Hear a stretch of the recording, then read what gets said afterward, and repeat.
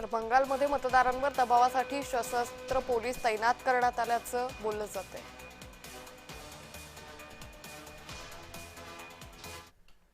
आता एक अतिशय महत्त्वाची अपडेट समोर येते। मराठी सक्तीबाबत मंत्रालयात परिवहन मंत्र्यांच्या दालनात बैठकीला सुरुवात झाल्याची माहिती सध्या समोर येते। तर या बैठकीसाठी रिक्षा टॅक्सी चालकांचे प्रतिनिधी हे उपस्थित असल्याची माहिती आहे। त्याचबरोबर परिवहन मंत्री प्रताप सरनाईक हे उपस्थित असल्याचं पाहायला मिळतंय। तर ही दृश्य सध्या या बैठकीची समोर येत आहेत। रिक्षा टॅक्सी चालक संघाचे प्रतिनिधी या बैठकीसाठी उपस्थित आहे। परिवहन मंत्री प्रताप सरनाईक त्याचबरोबर शिवसेना नेते संजय निरुपमही या बैठकीसाठी उपस्थित आहे। या संदर्भात अधिक माहिती घेऊयात आमचे प्रतिनिधी शुभम उमाळे यांच्याकडून। शुभम, परिवहन मंत्र्यांच्या उपस्थितीमध्ये या बैठकीला सुरुवात झाली आहे, काय अधिक अपडेट?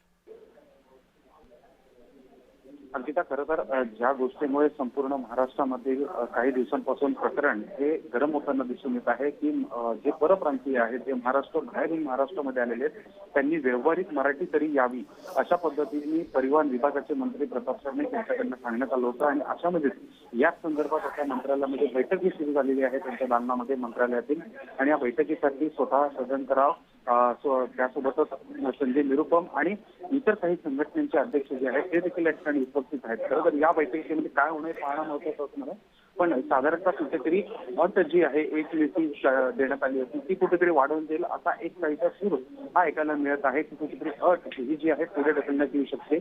आणि त्यामुळे आता ही बैठक सध्या मंत्रालयामध्ये सुरू आहे। या बैठकीनंतर स्वतः प्रताप सरनाईक यांची पत्रकार परिषद होणार आहे आणि नेमकं बैठकीत काय घडलं आणि मग परिवहन विभाग काय निर्णय नवीन घेतोय हे पत्रकार परिषदेमध्ये स्पष्ट होईल। अंकिता, शुभम, मात्र एक महत्त्वाचा मुद्दा आहे, जसा तुम्ही उल्लेख केला की मराठी सक्तीबाबतचा जो हा निर्णय तो कुठेतरी याची अट शिथिल होऊ शकते, याची मुदत पुढे ढकलली जाऊ शकते। संजय निरुपम त्याचबरोबर इतर टॅक्सी रिक्षा संघटनांचे प्रतिनिधी कशा पद्धतीने आपला मुद्दा मांडतायत?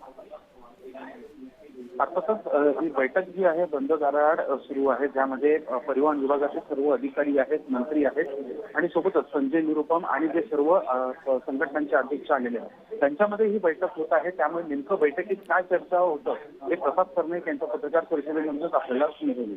निश्चित शुभम, तुर्तास धन्यवाद आपण दिलेल्या सविस्तर माहितीसाठी।